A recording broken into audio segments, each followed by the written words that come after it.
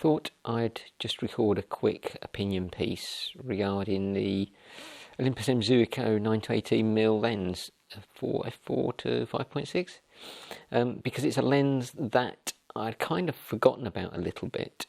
It had been attached to my Olympus EPL2, which is an infrared dedicated camera, and I think I'd just left it there with a filter on the front of it and kind of forgotten about it. So recently, doing some small bag camera challenges, it was a lens I thought, okay, I'll take that out and I'll do some wide angle stuff with it. And there were a couple of things about the lens that annoyed me when I was using it, and a few things I really liked about it. So the annoyances first. One was the lens seems very compact and very small, and it is quite small and tiny really, but it's kind of a bit of an illusion, because when you actually open the zoom up, it extends and locks in place, and that locks it between the zoom range between 9 and 18mm, so it doesn't travel beyond that. So when it's actually on the front of the camera and it's in use, it's quite a lot longer than you think it's going to be. That's nothing major, but it's just a bit, bit strange. I can understand why the lock's there, to stop it dropping back prior to 9mm focal length. So I can understand why the lock's there, but equally that lock is a bit annoying. It's difficult to be inconspicuous if you're doing street photography, for example, when you're fiddling about with the lock on this thing. And of course, it's also not as inconspicuous if the lens is twice as long as you, or much longer than you think it's going to be. So those are things that are a bit annoying. And I guess the only other thing that I would say is a little bit frustrating with it potentially is that starting at f4 and going to f5.6, it's a pretty slow lens.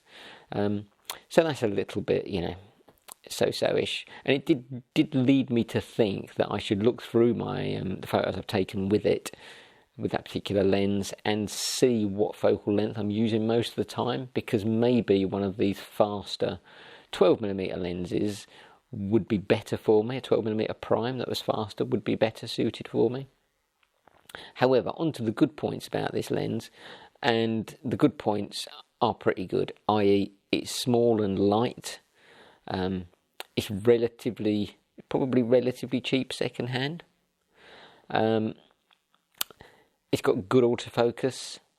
The autofocus, I don't think I've ever found it failed on that lens. I've never been surprised that something didn't focus properly on it. I don't get out of focus shots with that lens, so that's good.